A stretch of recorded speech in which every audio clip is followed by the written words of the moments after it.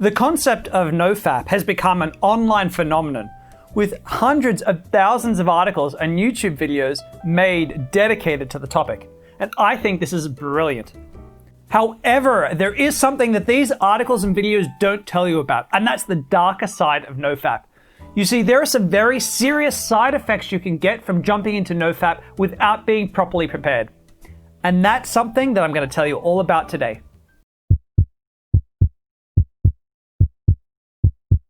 Okay, so if you don't know what nofap is, where the hell have you been for the last 5 years? Seriously.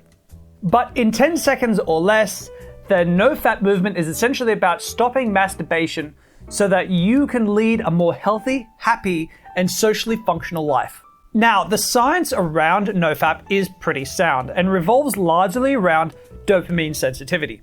See, if you masturbate really often, then what happens is you become unsensitive to dopamine. That can leave you feeling depressed, demotivated, uninterested in going out socially. It can leave you with really low energy levels, tired all the time, and a whole list of other symptoms. And when you cease masturbating completely, your body can re-regulate its hormone levels and get your energy and motivation back. So what could possibly be bad about that? Everyone stop masturbating right now, right? Well, dopamine is one of the core ingredients to pretty much every addiction that we know of. So dopamine is a key player in cocaine addiction, heroin addiction, alcohol addiction, gambling addiction, sex addiction. What other addictions are there? There's lots of addictions out there if you look for it. But dopamine is the key player in all of these addictions. And we have done a lot of research over the last 6-7 decades on addiction. Now, there's a really famous experiment that's done with rats that you may have heard before, where they stick a rat in a cage and they give it cocaine-infused water. And what the rat will do is it will start to drink from the cocaine-infused water, It'll start to habitually drink the cocaine-infused water, and it'll start to avoid eating. It'll start to avoid the opportunity to have sex with other rats, and it'll eventually die of like heart failure or malnutrition, right? And this was originally our model for addiction. In other words, if I go out and I give lots of people lots of cocaine, they'll get addicted and their lives will be ruined. But over the decades, we've learned addiction isn't quite this simple. Now, there's a famous set of experiments that were done in the 70s known as the Rat Park experiments. See, what they did was they looked at these original rats, and what they noticed was that these rats had miserable lives, like really miserable. Like they were isolated, they had really weird sleeping cycles, they had nothing to do to entertain themselves. Like they were really downtrodden, miserable rats. And they added cocaine into the mix, and it was like the tinder that would light the downward spiral of cocaine addiction for these poor little rats, right? But when they created a rat utopia, which they called Rat Park, in other words, they gave the rats lots of things to do, lots of opportunities to socialize, lots of opportunities to be around rats of the opposite gender, to be around their families. And then they provided access to, I think it was cocaine, but don't quote me, I'd have to go back and have a look, but different drug-infused waters. Most rats, or very, very few rats ever became addicted to it. Most of them just went on with their normal lives and had a little bit or none of the drugs at all. Which rats did from Rat Utopia? Well, occasionally when there were rats that were picked on, rats who had deformities, rats who were right at the bottom of the pile and couldn't seem to get anywhere in their little rat communities at all, those rats were turning to cocaine use. That's what was so fascinating about Rat Park. And what that showed us was that people who are happy, who have happy, full, well-adjusted lives, don't generally get addicted to things in general, right? Because addictions are more or less all the same. If you're addicted to masturbating, if you masturbate a lot, then it's more or less the same as being hooked on another drug or gambling or something else. So addictive behavior is predicated on the idea of having a very unhappy lifestyle, or a lifestyle that creates stressors, frustrations that you aren't regulating appropriately through your lifestyle. And this does appear to play out in the real world. Of course, you can see that people from very underprivileged communities have the biggest drug problems. Of course, they're not just limited, because wealthy white people also have miserable lives sometimes too, and they turn to drugs to try to work on those lives. But by and large, we see that generally playing out. So, why does this apply to nofap? Well, first of all, if you are a guy who just masturbates from time to time because, hey, masturbation's fun and it feels good, then NoFap probably isn't going to help you one little bit. Why is this? Because it is very human and healthy human behavior to turn to a little dopamine fix here and there to regulate our moods, to help us feel better, right? To turn to chocolate now and again, to turn to food, pizza, friends, an exciting outing, doing something, watching a great movie. That's very normal. But it's only when these behaviors become repetitive and start to damage our livelihood and damage our emotional space that these behaviors become unhealthy.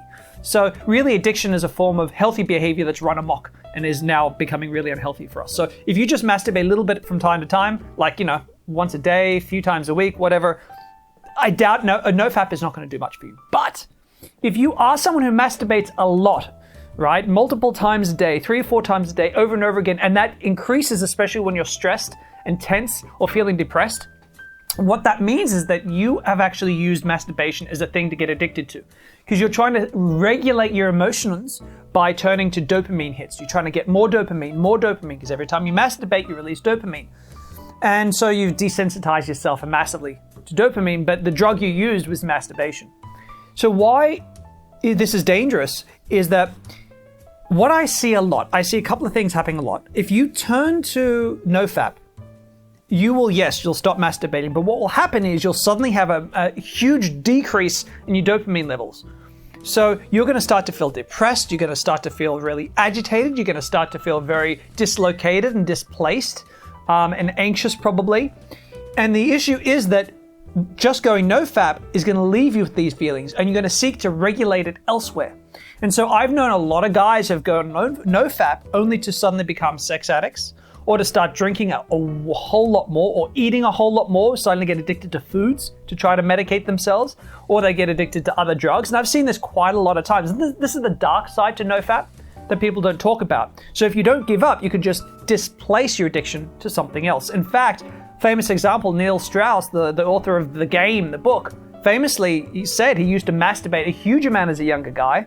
And then he got into the game, and then he became a sex addict and wrote The Truth, a book about his battles with sex addiction, right? I mean, this is a very common pattern in the pickup industry as well.